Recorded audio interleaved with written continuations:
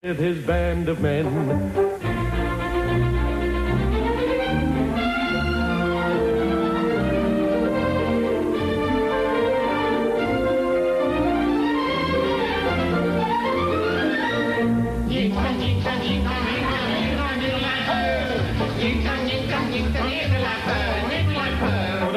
Over the points, over the points, over the points. The 6-5 special steaming down the line. The 6-5 special right on time.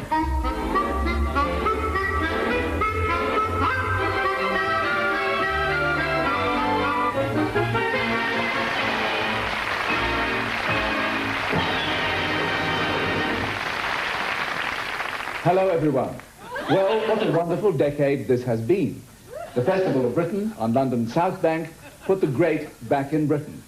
And the crowning of Her Majesty the Queen heralded a new Elizabethan age. The British expedition, led by Edmund Hillary, conquered Everest. And we've seen the launch of the independent television. Merry mints, merry mints, merry mints. We received a telegram from Messrs. Burgess and Maclean saying we are taking a long Mediterranean holiday. Her Majesty the Queen opened the subscriber trunk dialing system. The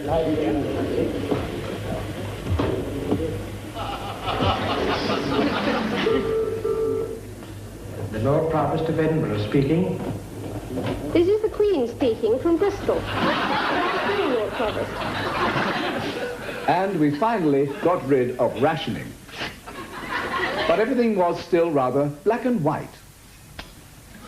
Tonight in glorious colour, but now with the odd touch of grey, we'll be reliving those glorious monochrome days which made Britain great in the 50s. TV was just beginning to flex its muscles, and it was these things that transmitted it all in black and white. We'll be talking to the TV legends, recalling how we strummed our washboard in the innocent days of skiffle.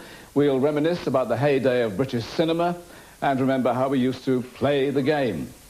But perhaps our most vivid memories are in our imagination because the 50s were the golden age of radio. So come and join me and my trousers in the parlour with the creator of some of radio's finest comedy shows, Dennis Norden, and Sir Neddy Seagoon, alias Sir Harry Seacombe. Hello, gents. Hello.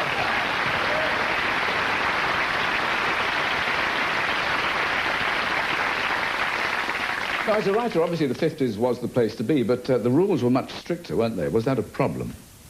Well, yes, they were. I mean, there were certain things you weren't allowed to write about, namely politics, religion and sex, which are really the only things worth writing about.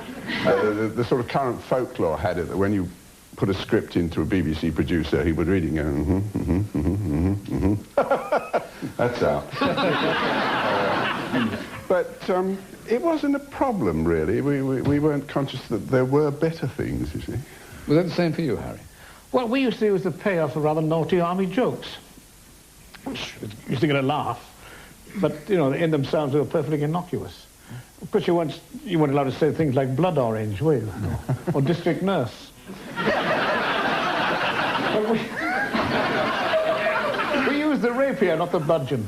Right. Well, the goons must have been in trouble constantly. All the time, yes. I mean, we used to put things that we shouldn't do. But you know, in the old days, it was all done on disc, so you couldn't really muck about. It wasn't until tape came in and they could edit it that we really went to town.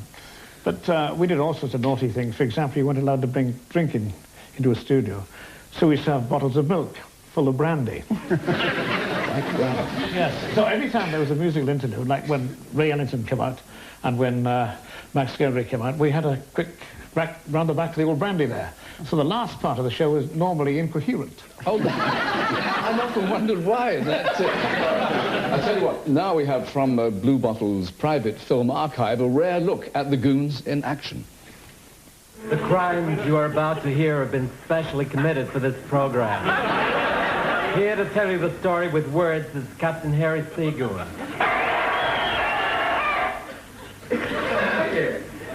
I remember when it all started.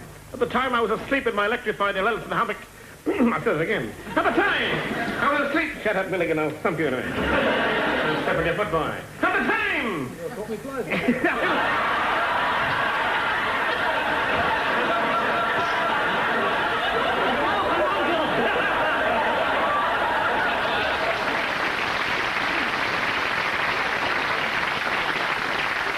You enjoyed that as well, didn't you? Oh, I did enjoy that, Was it yeah. like that all the time? Well, we had a lot of fun. I mean, the warm-up was hilarious.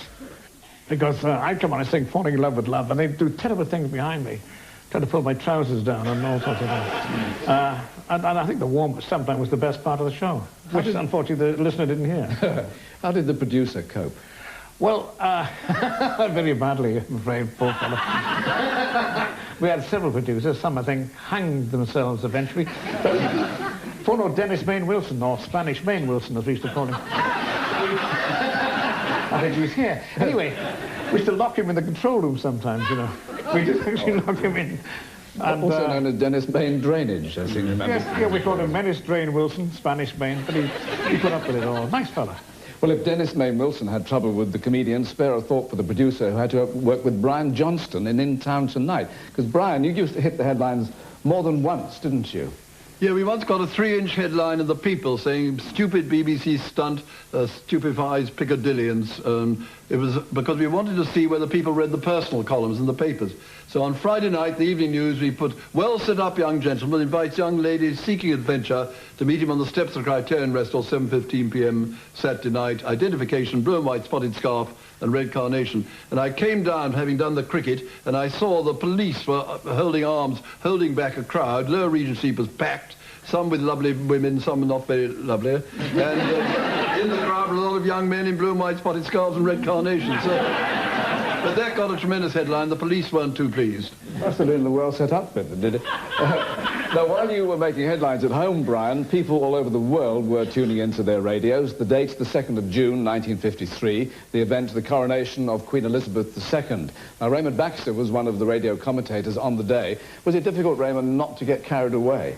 It was extremely difficult not to get carried away. In fact, I almost was, literally, or to be more accurate, the reverse. Because I was doing the radio commentary on a wooden stand, and the only way I could see anything at all was by leaning out across the low balustrade, supported by my number 2, as they called them then. They call them producers now and pay them more money. But Jamie was hanging onto my legs as I leant out, full stretch, clutching my lip microphone. I described that magic moment. The coronation coach came into view, and my number 2, James Pestridge, was totally carried away with emotion. He threw both his arms up in the air and his hat, and I very nearly wound up interviewing the lead pair of the Windsor Greys. And your voice never faltered throughout this. Oh, thank you so much. But it was the event, of course, that sent people out to buy television sets. And I suppose you two were posh enough to have your own, were you, at that time? Well, we could claim them off expenses, you see, which is what most people couldn't. I bought the television set for the coronation, and I never saw the coronation because so few people had them. I invited as many members of my family as I could fit in the front room to watch it with us, and I spent the whole of the day on the phone to the members of the family I hadn't invited, trying to placate them.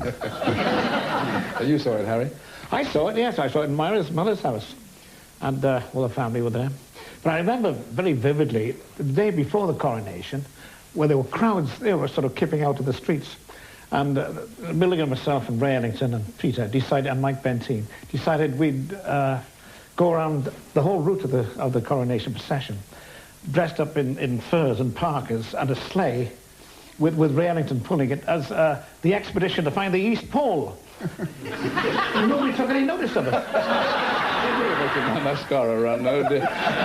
Bernard Braden actually worked on the television coverage. Was it more organised, Bernard, than the radio version? I think probably it was, largely owing to a remarkable man called Anthony de Lobinière, who was in charge of all of us who were involved in the television presentation. And the day before the coronation, as Harry well remembers, he gave us a briefing in Broadcasting House in a very large room. We all sat in teams, and he gave us a briefing of what was going to happen, when it was going to happen, how it was going to happen, what shouldn't be done, what should be done. And then he suddenly said, "Any questions?" and sat down in the full knowledge that nobody could possibly conceive of a question after the briefing he'd given us. But to our astonishment, a hand went up. It was a lady's hand. She was a lady commentator. And she said, I wonder, sir, if you could tell us what would be the policy in the event of a catastrophe. And he pondered that a moment and then said, well, I'm not quite sure what you mean by a catastrophe, but if you mean that as the Golden Coach is approaching Admiralty Arch, a wheel comes off and the Queen is flung bruised and bleeding onto the cobblestones, I would think the policy would be to minimize it as much as possible.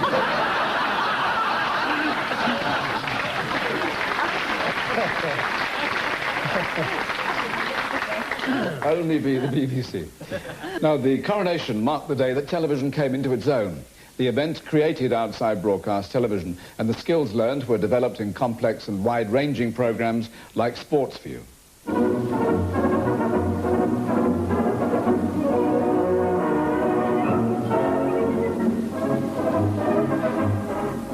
Good evening. Welcome to Sports View. This evening, we've sent a mobile unit to Wolverhampton Wanderers, the Football League champions. Well, I don't know, hearing that music again certainly sets the adrenaline going. But remember, virtually all television in those days was live, so you were always on a knife edge, no chance of a second bite at the cherry. I bet Wolves, too, wished that it was still 1958. And the producers asked me if I could find that jacket that I was wearing in that clip, and I did. And it still fits, but I think that only tells me that I was as fat then, all those years ago, as I am today. Well, now, the many aspects that were influenced by television in the 50s, I think the sport of spectating was perhaps affected the most. Many of you may remember that just before the infamous England v Hungary match, off-licence beer sales shot up as people got ready to watch live international football coming into their living rooms.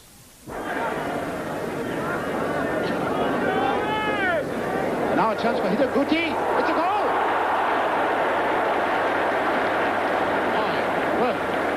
Well, everybody has always said these continentals can't shoot. And if that's the same as what we're bringing up this afternoon, then England are going to be in dire trouble.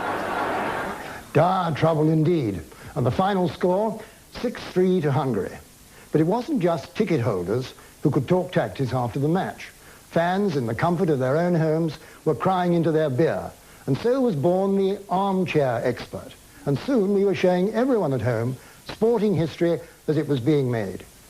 Soon after lunch, Bill Johnston bowls what was to be his last over. And then, a sporting gesture that wins the hearts of the crowd, Hassett himself has a go. Edrich sweeps that one to leg, while Hassett good-humouredly waits for the end, and Compton does it. After 20 years, England had taken the Ashes. Well, some familiar faces there. Fred Truman, who'd just been named Young Cricketer of the Year, and Dennis Compton, who for many was the epitome of a sportsman in the 50s. Well-dressed, well-spoken, and so well-groomed. In fact, a typical Brill Cream boy. And a very sporting all-rounder as well. It seems inconceivable to us now that a professional cricketer for England and Middlesex was in those days also able to play football at the very highest level. Arsenal kicked off and applied the pressure right from the start. Dennis Compton takes a corner, and Lewis is there to put home Arsenal's first goal, making it 1-0 at half-time. And in between, he played a mean game of darts for the Red Lion B team. And on rarer occasions still... Dennis Compton squidging a wink, as if to prove he's an all-round athlete. Yes, those were the days when sport was still fun. And plumbers like Tom Finney, who did a little bit of football on the side, could become national sporting heroes.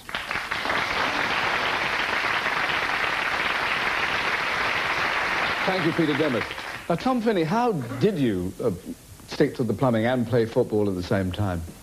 Well, it was pretty simple, really, Michael, because, you know, I was a plumber by trade, and during my playing career, I kept in business as a plumber. And, of course, we had, in those days, trained for 3 hours in the morning, finished at 1 o'clock, and then, of course, I used to spend most of my time then at the business.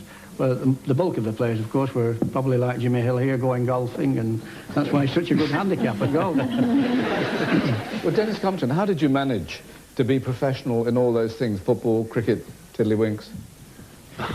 Well, Michael, I suppose because the two sports didn't overlap, but I well remember my getting 100 at 14 at Lord's for the elementary schools against the public schools. And Sir Pelham Warner was there watching the match. And of course he brought my mum and dad over afterwards and said, we would like to put Dennis on the payroll for the summer. So my mother said, no, my boy's going in to be a civil servant in the town hall because cricket is only 4 months of the year. So what's he going to do for the other 8 months? So then I played for England schoolboys against Wales, and there was an Aspel scout there who came and said the same thing to my mother. I said, but this will be for 8 months. So my mother said, well, that's 12 months of the year. Fine.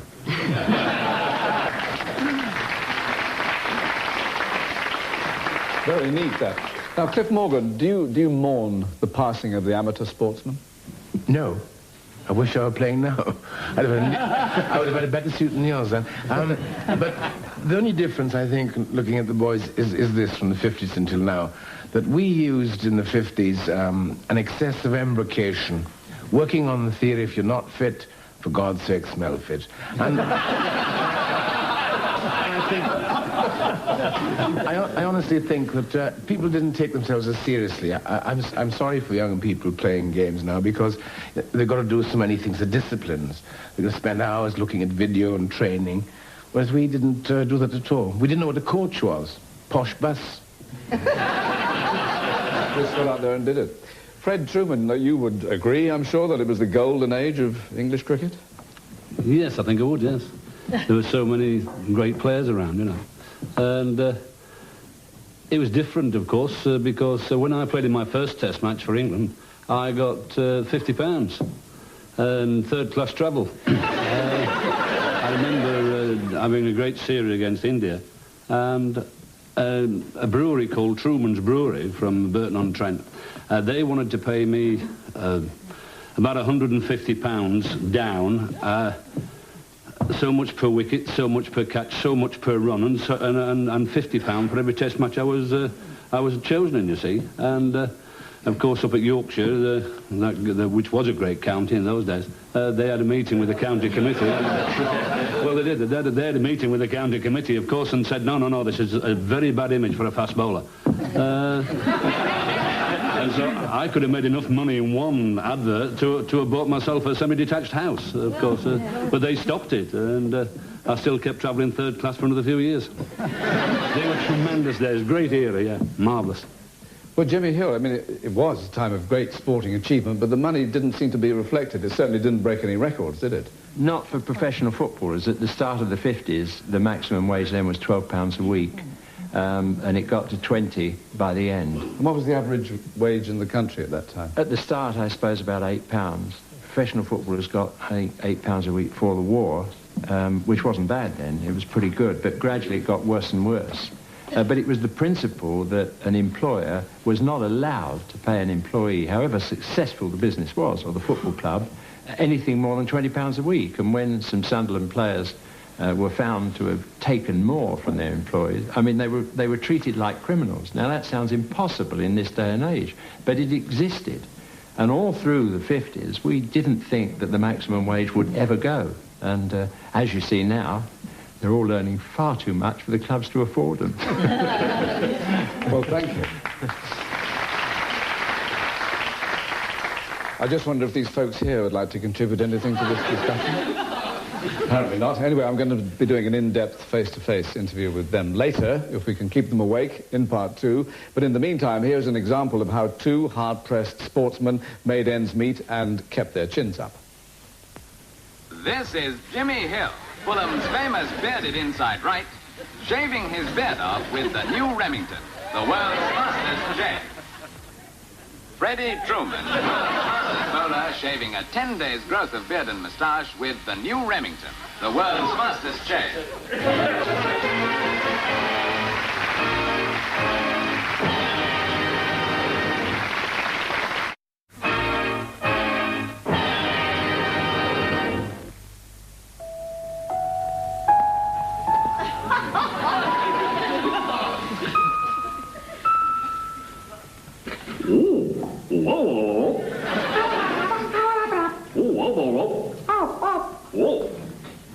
Then they said hello to the little weed in their flower pot way of talking.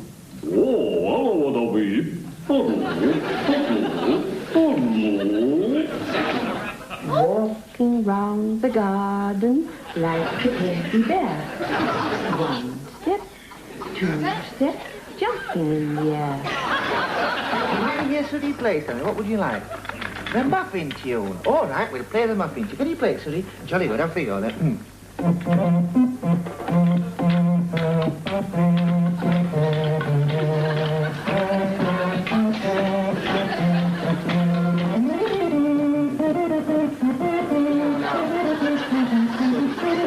Sooty. Look, Muffin doesn't like that. No, don't stop.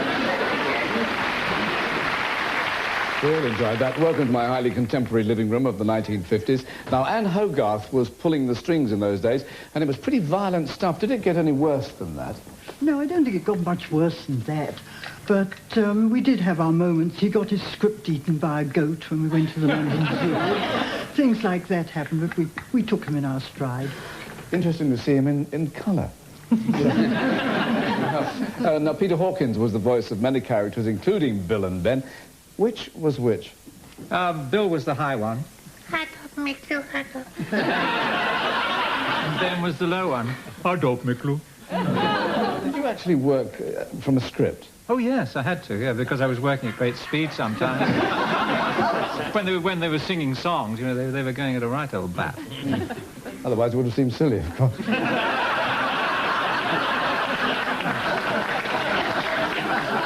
Audrey Atterbury was the puppeteer for Bill and Ben, Andy Pandy, and the Wooden Tops, and you even had to bail them out of trouble, I'm told. Oh, yes, they were kidnapped on their way to the Edinburgh Festival for the 50 years of children's television and disappeared for a long time. And then eventually they turned up in a street market somewhere in the East End and were taken along to Phillips auction rooms, where they rang up the BBC and said, we think we've got some of your characters here. And then I was rung up and said, would I go along with the policeman to identify the puppets? So I went along to Phillips and had to identify the Wooden Tops, not Andy Pandy, and the Flower Pot Men. And they eventually, I think after a great shock to their systems, were saved, as it were, and rescued from this extraordinary coincidence, or happening, rather. Because they're quite priceless, really, aren't they? Priceless, absolutely. Yes. I think they thought so at the time. Yeah. Now, some of you will remember that there used to be a toddler's truce at the end of the afternoon when the television screens went blank while the children were put to bed. But when programs resumed, you still had to be on your best behaviour, and there was a strict dress code. Have you finished with these, Lady Barney? Yes, thank you so much. Isabel, Laura, my dear, how nice to see you. I'm so glad I've run into you. Listen, they want me to do a television series. Good for you. Well, that's just it. I mean, is it? You see, it's a daily series. Daily? There aren't that number of earrings in the world. Earrings? My dear, for a woman on television, only 3 things really matter. Hair, jewellery, clothes. Ah, now what about clothes? Does one plunge or does one come up to here? Sort of happy medium, you know. About that. Actually, there is a regulation BBC plimsoll line. If you sink below it, they come along and pin a bit of sacking across. Oh, dear. Well, Mary Malcolm was one of the TV announcers in the early days. Is it true about the plimsoll line and the sacking? Yes, it is true. There was a judicious employment of plastic, no, not plastic in those days, paper roses and things. But actually, it never bothered me terribly because I don't have, you know.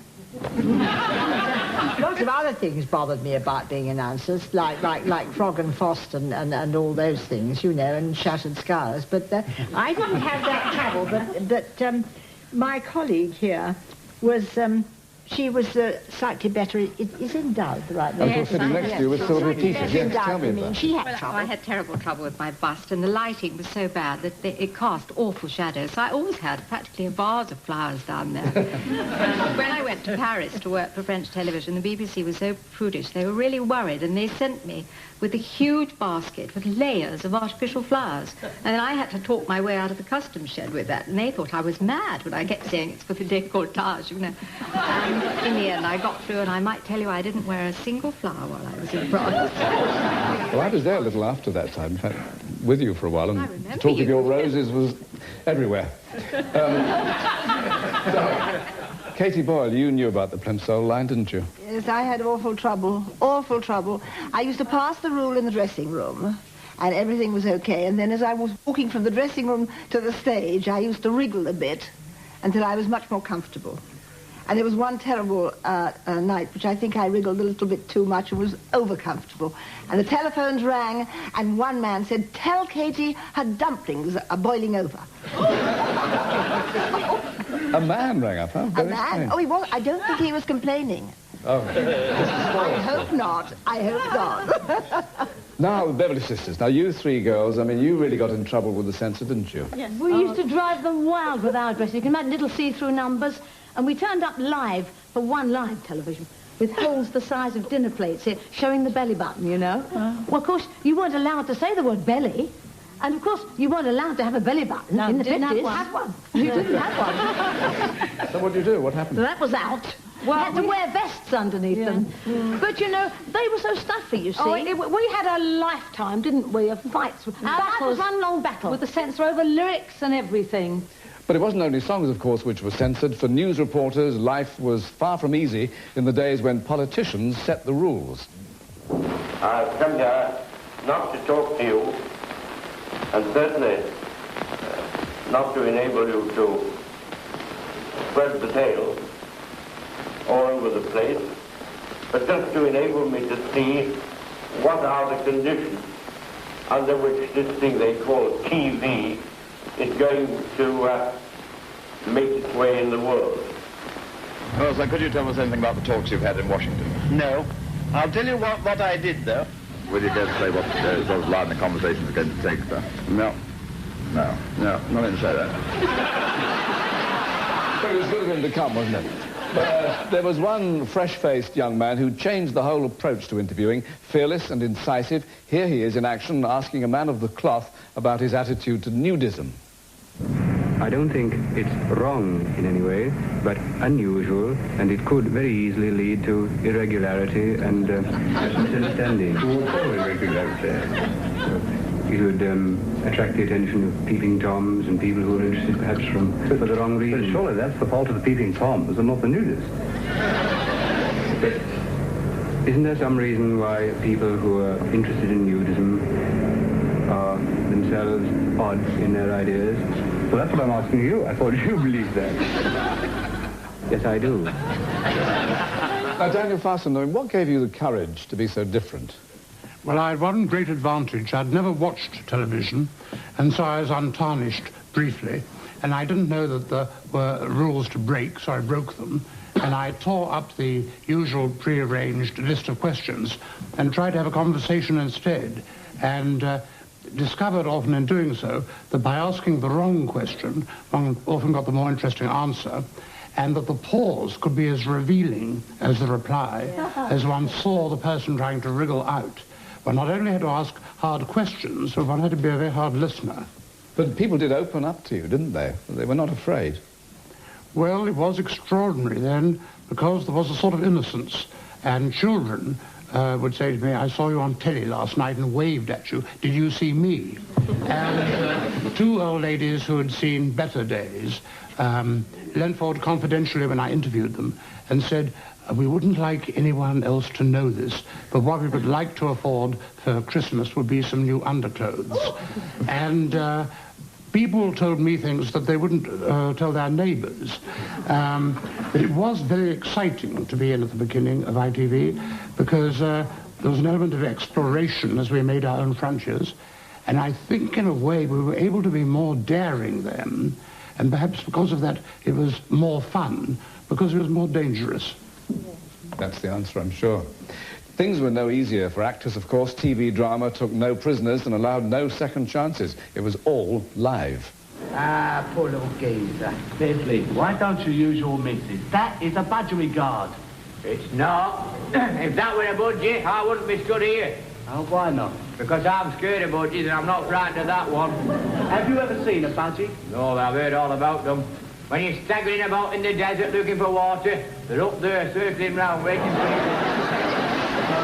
While you're keeping them waiting. You idiot, you're talking about vultures. What, you mean to say that's not a vulture? No, it's a budgie. Well, you can please yourself, but I'm not stopping here and being pecked to death. I'm off. Watch you. Hello, what's all this then? This is my husband, Alf. This gentleman wants me to go on television. Go on. Who are you? Oh, well, I've got to introduce myself, hadn't I? Yes, mate, you better add. Yes, would you mind? I have a card here somewhere. Oh, with my compliments. So you do use that brand, don't you? Oh, yes, of course I do. No, you don't. You use... I do now. The sad thing is that because so many shows were live, very little is left of them today. Now, Christopher Beanie was the young son in the first British soap, The Grove Family. Chris, what kind of pressures were you under? You were just a kid. Well, as a child, not enormous pressures that I was aware of, but except that I knew that working with live television and seeing the old camera there has brought back a lot of memories, is that if anything went wrong, you naturally carried on like on stage and everything. But the one particular episode that I can remember is that we had an episode, very moralistic, The Grove Family was, giving great morals about family life and everything, and to do right, and we had to have a dog license, and we had this dog which was brought in, which we rehearsed at great length. Unfortunately, the dog parted this mortal coil a day before we were going to transmit. So we couldn't bring another one in. So we did the whole episode with a lead attached to a sand weight and someone pulling on the down. So the whole, and everything, and they all thought, everyone rushed out and bought dog licenses after that and thought, well, the Grove Family's doing it, we must do the same. But those are the sort of pressures we were under. Do you know, I was there when Charlie Drake really threw himself into live TV. While you were being bundled into the ambulance, by the way, Charlie, I rushed to the telephone and rang the news people and told them what had happened. But you remind us what it was. Pardon?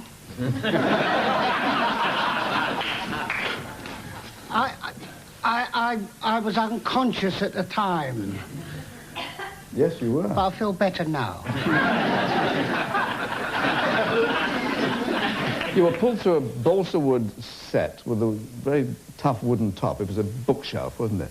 And you couldn't rehearse it because it had to be rebuilt. And you went through there like a rocket and never got up the other side. And what made me, not laugh, but I was very affected by, was the fact that they had to make it look neat and they threw you out of a window, unconscious.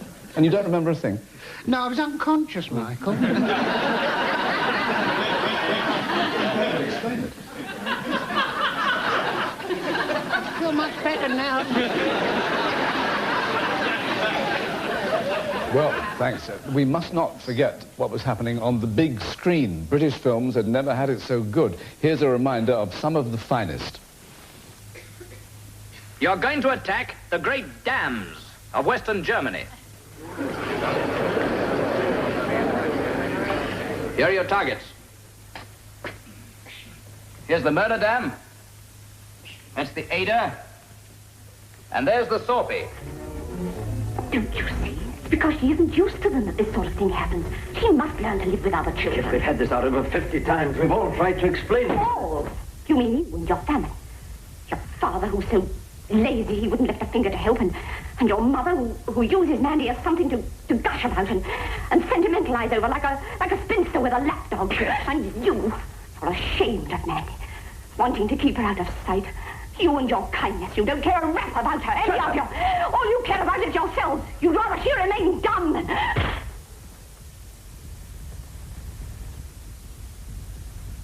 Come on, darling.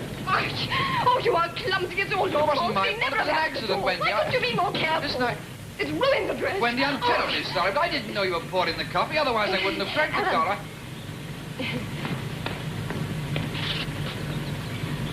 Darling.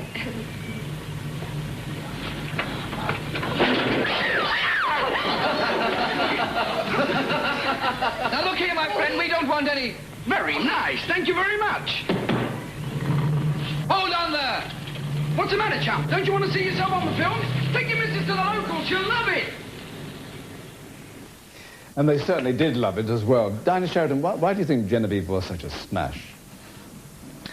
I don't know. I suppose the Cars had their own particular charisma, but...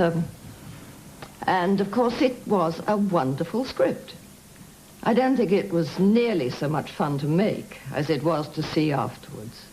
The four of us adored each other and we got on frightfully well, but we had our troubles. Now, I don't know whether you saw there, or you noticed, that was Moore Park. We were never on the Brighton Road. That was the start. They put a signpost in saying to Brighton every now and again, but we were never on the Brighton Road. When I said to John Gregson that I'd like to spend a penny, we were actually aiming north towards Gerrard's Cross. And when I said, oh, there's somewhere, we were the further end of the Old Kent Road. And when I got out of Genevieve to go across to the pub to spend my penny, we were at West Drayton. A number of times I've driven down to Brighton and said, that's where they made that film, and you didn't at all. Oh, well. Well, Richard Todd, now, many British films at that time were still looking back at the war, weren't they? Yes, they were. I think one of the characteristics of the British film industry is that British movie makers have a particular flair, a skill for making that sort of action picture. Not only the directors, like Lewis, Gilbert and Michael Anderson, but screenwriters, cameramen, technicians, not to mention the actors. It wasn't so long after the war anyway, was it? What? It wasn't so long after the war. It wasn't so long, and those who'd seen something of the war were quite glad to be able to go and reminisce and see it again, because they were able to do it from the comfort of a cinema seat and not have to go and do it out in the field of battle. Did you feel that television was a threat to the film industry? Not at the beginning, no. Those of us in the cinema industry regarded television as very much as being the poor relation, because practically all the people who went to work for television were chuck-outs from the film industry, and they, people who weren't good enough to get jobs. And we were very aware of that. I thought of television really as a form of news gathering and dissemination and sporting events. Now let me introduce to you a young actress of the day who benefited from both media. Discovered on television, she soon became one of our most popular film actresses, Sylvia Sims. It was interesting seeing that scene from Mandy again. A wonderful role for Phyllis Calvert, who, after years of women being portrayed as brainless twits, was allowed to show the world that we had got minds of our own. Oh, dear. However, some writers of that day did write good dialogue for us girls. Woman in a Dressing Gown was another important film of that time, dealing with a woman who actually spoke her mind. I love him. You love him. You want to sleep with him, that's what you want. Love, you don't know the meaning of the word. Do you know that he snores? That he loses his temper if his paper's creased? He can't stand the sunshine, has to sit in the shade, gets rheumatism every winter? That he smothers the food you've cooked in sauce, whatever it is, whole dollops of sauce. You know 1,000 things about him. I know 1,000,000. You could compare that film with Brief Encounter, but Woman in a Dressing Gown showed it wasn't just people with posh accents who had marital problems. It's funny, but at that time I was such a prude. I thought the husband was justified in leaving his wife because she wouldn't keep her house tidy. Of course, I see things a lot differently now, and I think twice before filling out this survey. Does your husband ask your opinion about politics? Well, acting opened my eyes to lots of things in the 50s, but there was still so much that was taboo in those days.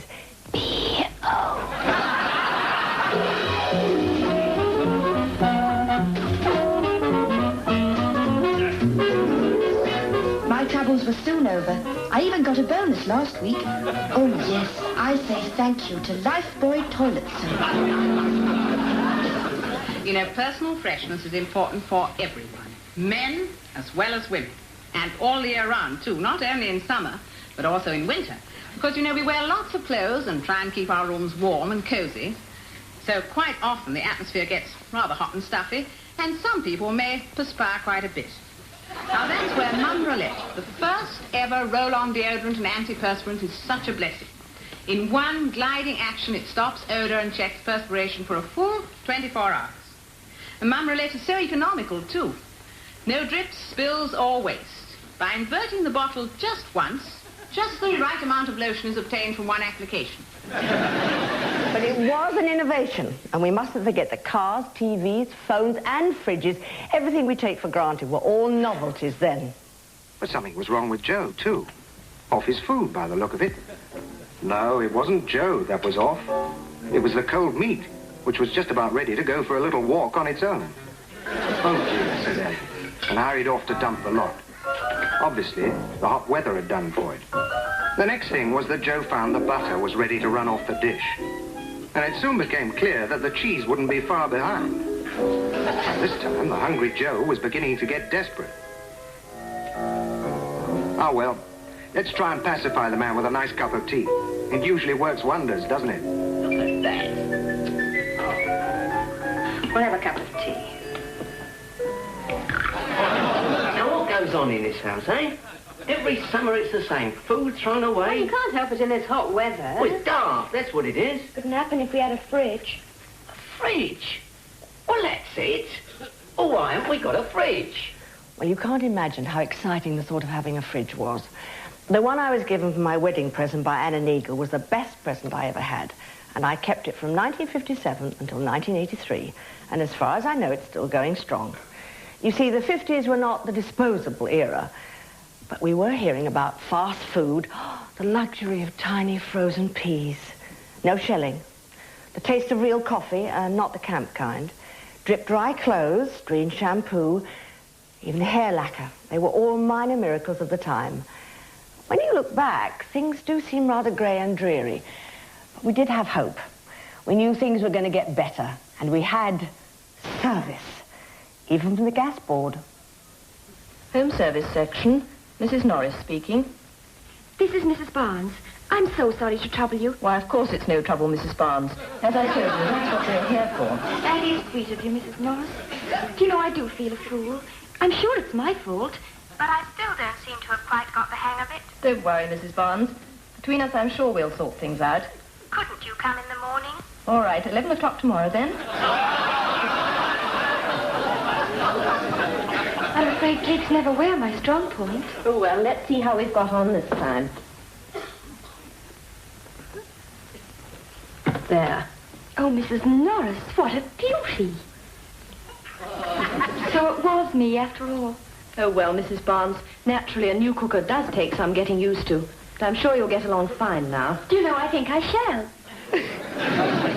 And you thought privatization had improved things. The idea of an appointment tomorrow. Well, the 50s can't have been all that bad.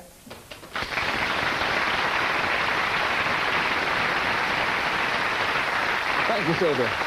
After the break, it's all round to my coffee bar where me and a few of the lads will be getting together a skiffle group. Back in a mo. Thrilling, isn't it? I can hardly wait to see what happens in part 3.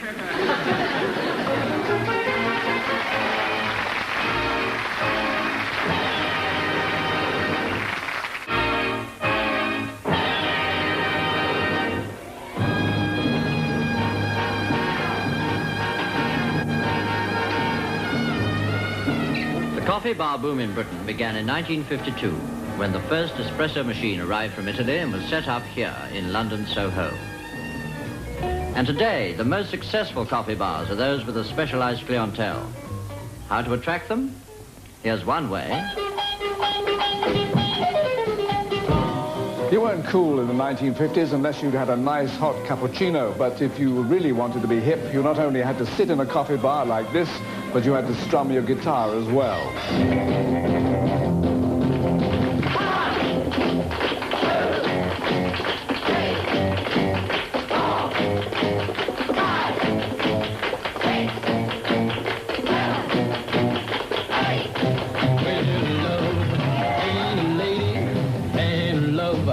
Ain't no fool, young love is rough and tough.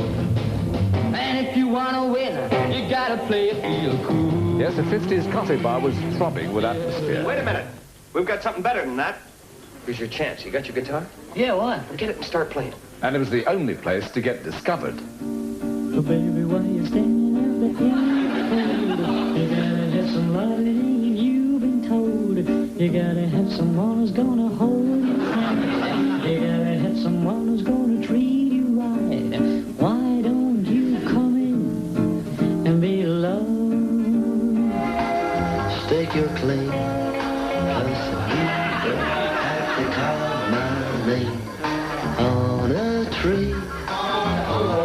Before you knew it, you were rehearsing your TV special.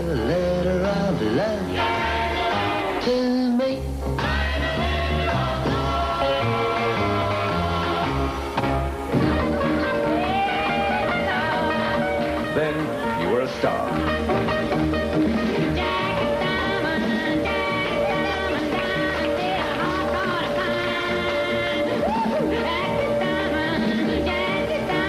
Oh, it's lovely stuff. Now, Bruce Welsh, we can giggle a bit about coffee bars now. Were they really swinging places?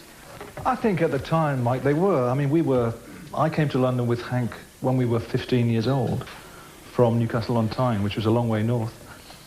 And to come to Soho for a 15-year-old boy from way up north, it was unbelievable. I mean, the strip clubs, pubs. We left school and we came to the Two Eyes Coffee Bar. We came there because I'd read that Tommy Steele started there, Terry Dean started there, Wee Willie Harris, people like that, Gary Glitter even.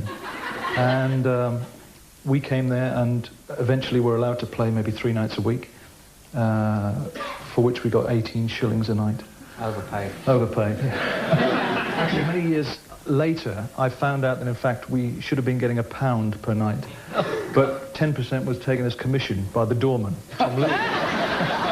It's a legend, isn't it? It is a legend, yeah. Now, Terry Dean, you had a big hit, of course, with the white sport coat. Did that film give you a big break, really? It was the first, in fact, it was the only film I did make. I mean, it was certainly a help on the way, but the first time I appeared on the 6-5 special was with a white sport coat and a pink carnation, which was about 1957, I think. Now, Paul Lincoln managed you, of course, and he ran the Two Eyes Club. Now, how did it get to be the hippest place in town, Paul? Well, I think it was the era. There was absolutely nothing to do, and as Bruce made a very good point, to be able to come at 15 years of age, the kids were different then to they are now. You know, there wasn't any violence, and they were friends, and it may sound very strange, but Soho, for these people, and I mean, you can ask them, I mean, the Two Eyes was a safe haven. There were no drugs, Coca-Cola and cappuccino. People were happy to sit there all night. You know, it was just an incredible era, and the Two Eyes just seemed to be the place where it was to come along to and where it would happen for you.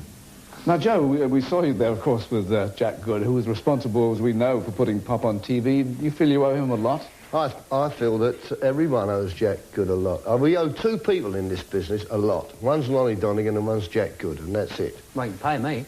Well, sure, no one else ever has. I mean, he's talking about the Two Eyes. Did you ever get paid there? No. What about Sorry, Paul? I never did, you know. Well, what about agents? Did they exploit the kids? Well, yes, but the point is, I mean, the kids today don't have that. I mean, my daughter's in the business. She don't get exploited. They've learned. But I don't regret a minute of it, to tell you the truth, because it's just like doing an apprenticeship. And we were young. And we were young. We were having a great time. Lonnie, what about your shows? What was the atmosphere like there? Well, I must pick up on this word that it's the first time it's used today, and it's the most important word when you're talking about the 50s, fun, right? It was a totally different world from what it is today. In those days, the kids had fun. We went out for fun. We didn't go out to punch anybody in the eye or to make £1 million. It was not in existence. No, you were one of the biggest stars there. Everyone acknowledges that. 5'5½". You had your knuckles wrapped. But big as you were, the BBC did wrap you over the knuckles, didn't they? Well, the BBC was the big black boss of everything, you know, as you've you've illustrated in the paper. And it's a wonder show business ever lived through the BBC, really. They didn't like what I did, and when I did one particular song, which I'm sure you're referring to, which was the Battle of New Orleans, in which was the line, you know, we fought the bloody British in the town of New Orleans. Well, I mean, that's how it was, but the BBC shutters came, you can't see it, you can't see it. Right. And they withdrew the record, we were forced to withdraw the record from the market, which in those days was unbelievable, fatal. And we had to reinsert the word ruddy instead of bloody. Well, that was all right then. But what you don't know is that I'd already been banned years before that when I was in the Chris Barber Jazz Band, and we'd done a song called Somebody's Digging My Potatoes, Trampling on My Vine, which was full of double entendres. Yes. They could spell that. I don't think I can listen to any more of that. Well, we've got a group of young people behind us now who weren't even born when all this started. So why are you so besotted by the 50s? Well, it's the best decade of the century, basically. Britain, during the war, was miserable. People were depressed. With the 50s, you had a rebirth of British culture. You had the music, the clothes, even the furniture. Of course, the singers, the big bands, not just rock and roll, but all the music. There was a new youth culture, and we're hopefully carrying on with it today, because it won't die for me, ever, ever. Such discernment and taste, it's wonderful. Now,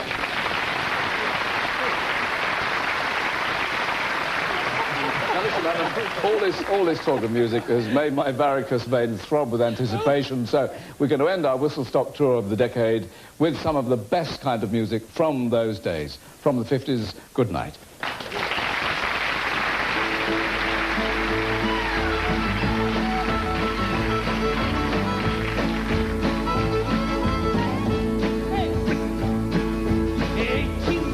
We took a little trip along my Colonel Patton down a mile in Mississippi. Took a little bacon and we took a little beans, and we fought the bloody British in the town of New Orleans. Well, we fired them gun, rich kept it coming, and there wasn't a